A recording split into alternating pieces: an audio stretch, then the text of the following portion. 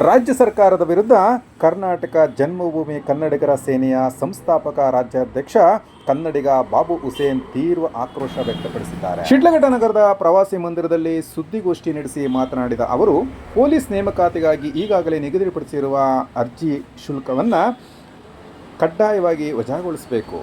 ರೈತರ ಹಕ್ಕು ಮತ್ತು ರೈತಪರ ಹೋರಾಟಗಾರರ ಮೇಲಿನ ಪ್ರಕರಣಗಳಿಗೆ ಬ್ರೇಕ್ ಹಾಕಬೇಕು. 10ನೇ ತರಗತಿಯಿಂದ ದ್ವಿತೀಯ PUCವರೆಗೆ ಉಚಿತ ಶಿಕ್ಷಣ ಜಾರಿಯಾಗಬೇಕು. ಸರ್ಕಾರಿ ಹಾಗೂ ಖಾಸಗಿ ಶಾಲೆಗಳಲ್ಲಿ ಕನ್ನಡ ಭಾಷೆಯನ್ನು ಕಡ್ಡಾಯಗೊಳಿಸಬೇಕು. ರೈತರಿಗೆ ಸರ್ಕಾರದ ದಾಖಲೆಗಳು ಮತ್ತು ಅಗತ್ಯ ಸೌಲಭ್ಯಗಳು ಯಾವುದೇ ಶುಲ್ಕವಿಲ್ಲದೆ ದೊರೆಯಬೇಕು ಎಂದು ಒತ್ತಾಯಿಸಿದರು. ಸರ್ಕಾರ ಈ ಕೂಡಲೇ ಜನಪರ ನಿರ್ಧಾರ ಕೈಗೊಳ್ಳದಿದ್ದರೆ ರಾಜ್ಯಾದ್ಯಂತ ಹೋರಾಟ ಮಾಡುವುದಾಗಿ ಎಚ್ಚರಿಕೆ ನೀಡಿದ್ದಾರೆ.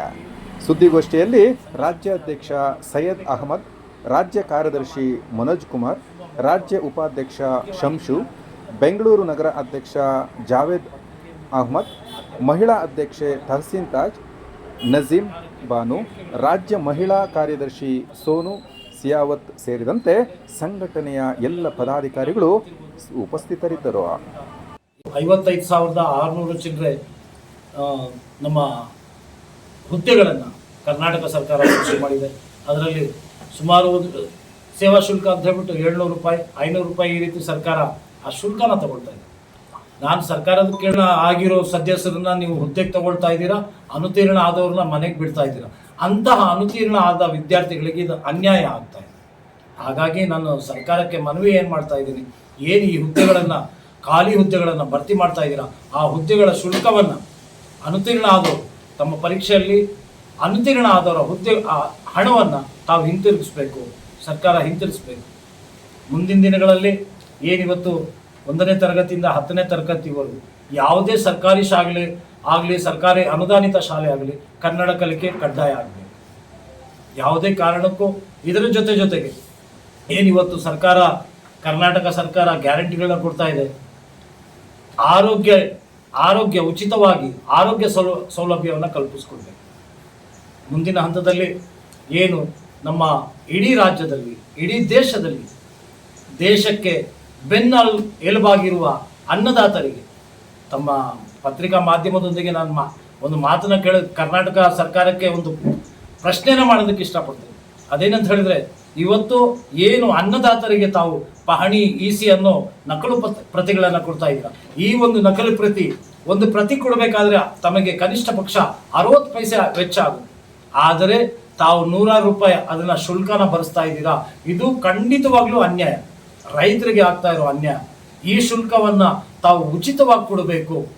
ಪ್ರತಿಯೊಂದು ರೈತರಿಗೆ ಪಹಣಿ ಹಾಗೂ ಹಕ್ಕುಪತ್ರಗಳನ್ನ ಏನು ಪತ್ರಗಳನ್ನ ವಿತರಿಸ್ತಾ ಇದ್ದೀರಾ, ನಕಲು ಪತ್ರಗಳನ್ನ, ಈ ದೇಶದ ಅನ್ನದಾತ ರೈತ ಬೆನ್ನೆಲುಬಾಗಿ ನಿಂತಿರ್ತಾನೆ. ಅಂತಹ ರೈತನಿಗೆ ಇವತ್ತು ಅನ್ಯಾಯ ಆಗ್ತಾ ಇದೆ. ದಯವಿಟ್ಟು ನಾನು ಸನ್ಮಾನ್ಯ ಮುಖ್ಯಮಂತ್ರಿಗಳಲ್ಲಿ ಹಾಗೂ ಸಂಬಂಧಪಟ್ಟ ಸಚಿವರಲ್ಲಿ ಮನವಿ ಮಾಡ್ಕೊಳ್ಳೋದೇನಂತ ಹೇಳಿದ್ರೆ, ಏನಿದೆ ಅನ್ನದಾತನಿಗೆ ನೆರವಾಗಿ ನಿಂತ್ಕೋಬೇಕು ಸರ್ಕಾರ. ಮುಂದಿನ ಹಂತದಲ್ಲಿ ಇವತ್ತು ನಾವು ಕರ್ನಾಟಕ ಜನ್ಮಭೂಮಿ ಕನ್ನಡಿಗರ ಸೇನೆ ವತಿಯಿಂದ ಇವತ್ತು ಕಾರ್ಯಕಾರಿಣಿ ಸಭೆಯಲ್ಲಿ ಒಂದು ನಿಗದಿ ಮಾಡಿದ್ದೀವಿ.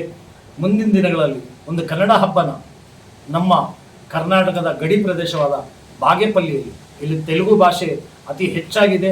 ಹಾಗಾಗಿ ಅಲ್ಲಿ ಒಂದು ನಾಡು ನುಡಿ ನೆಲ ನಮ್ಮ ಸಂಸ್ಕೃತಿ ಉಳಿಸೋದಕ್ಕಾಗಿ ಕನ್ನಡ ಹಬ್ಬವನ್ನು ಆಚರಿಸಬೇಕಂತ ಈ ಸಂದರ್ಭದಲ್ಲಿ ನಮ್ಮ ಸಂಘಟನೆ ವತಿಯಿಂದ ನಾವು ಎಲ್ಲ ಒಂದು ಉದ್ದೇಶ ಮಾಡ್ಕೊಂಡಿದ್ದೀವಿ. ಮುಂದಿನ ದಿನಗಳಲ್ಲಿ ಏನು ಸರ್ಕಾರ, ಏನು ತಾಲೂಕು ಆಡಳಿತ ಕಚೇರಿಯಲ್ಲಿ ಏನು ಅಧಿಕಾರಿಗಳಿದ್ದಾರೆ, ಸರ್ವಾಧಿಕಾರಿಗಳಾಗ್ತಾ ಇದ್ದಾರೆ.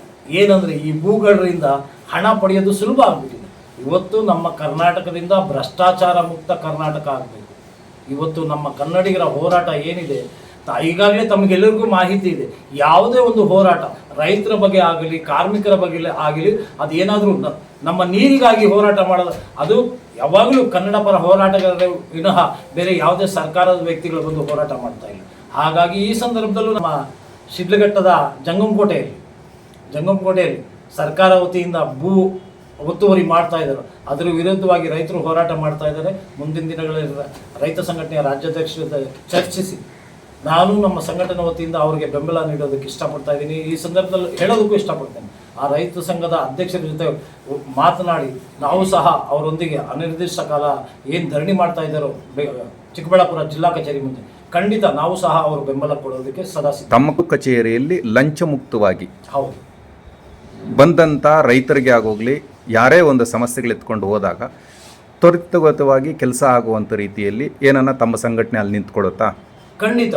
ಇವತ್ತು ನಾನು ಎದೆ ತಟ್ಟಿ ಹೇಳ್ಬೇಡಿ, ನಾವು ಕನ್ನಡಿಗರು ಅಂತ ಒಂದು ಲಂಚಕೋರರು ನಮ್ಮ ಗಮನಕ್ಕೆ ಬಂದಾಗ ಸರ್ಕಾರ ಹಾಗೂ ಜನರ ಮಧ್ಯೆ ಸೇತುವೆಯಾಗಿ ನಿಂತ್ಕೊಂಡು ಕೆಲಸ ಮಾಡ್ತೀವಿ ಅಂತ ಈ ಮೂಲಕ ತಮ್ಮ ಮೂಲಕ ಹೇಳೋದಕ್ಕೆ ಇಷ್ಟಪಡ್ತೀನಿ. ಇವತ್ತು ತಾಲೂಕು ಕಚೇರಿ ಆಗ್ಬೋದು, ನಗರಸಭೆ ಎರಡೂ ಹಣ ಕೊಡದೆ ಯಾವುದೇ ಕೆಲಸ ಆಗ್ತಾ ಇಲ್ಲ. ಅದಕ್ಕೆ ತಮ್ಮ ಸಂಘಟನೆ ಸಾರ್ವಜನಿಕರ ಜೊತೆಯಲ್ಲಿ ಕೈ ಜೋಡಿಸಿ ಅಲ್ಲಿ ನಿಂತ್ಕೊಳ್ಳೋದಕ್ಕೆ ತಮ್ಮ ಕಡೆಯಿಂದ ಒಂದು ನಮ್ಮ ಈ ಒಂದು ಒಳ್ಳೆಯ ಒಂದು ಮಾಹಿತಿನ ನೀವು ಪ್ರಶ್ನೆನ ಮಾಡ್ತಾ ಇದ್ದೀರಿ. ಖಂಡಿತ ಇವತ್ತು ಏನು ನಾವು ಶಿಡ್ಲಘಟ್ಟದಲ್ಲಿ ಕರ್ನಾಟಕ ಜನ್ಮಭೂಮಿ ಕನ್ನಡಿಗರ ಸೇನೆಯ ರಾಜ್ಯಾಧ್ಯಕ್ಷನಾಗಿ ನಾನು ಶಿಡ್ಲಘಟ್ಟದಲ್ಲಿ ವಾಸಿಸ್ತಾ ಇದ್ದೀನಿ. ಈ ಸಂದರ್ಭದಲ್ಲಿ ನಾನು ಎದೆ ತಟ್ಟಿ ಹೇಳ್ಬೇಡಿ, ನನ್ನ ಗಮನಕ್ಕೆ ಬಂದಾಗ ಇಡೀ ಸಂಘಟನೆ ಅವರ ಬೆಂಬಲಕ್ಕೆ ನಿಂತ್ಕೊಳ್ಳುತ್ತೆ. ಅದನ್ನ ಕಂಠಮುಕ್ತವಾಗಿ ನಾನು ಹೇಳೋದಕ್ಕೆ ಇಷ್ಟಪಡ್ತೇನೆ. ಅಂತ ಹೇಳಿ ನಾವು ಒಬ್ಬರ ಮೇಲೆ ದ್ವೇಷ ಸಾಧಿಸೋದಾಗಲಿ ಅಥವಾ ಬೇರೆಯೊಬ್ಬರಿಗೆ ಬೆರಳು ತೋರಿಸೋದಾಗಲಿ ಮಾಡೋದಿಲ್ಲ. ನನ್ನ ಗಮನಕ್ಕೆ ಬಂದಿದೆ, ನಾನು ಸಹ ಅದನ್ನು ಪ್ರಯತ್ನ ಮಾಡ್ತಾ ಇದ್ದೀನಿ.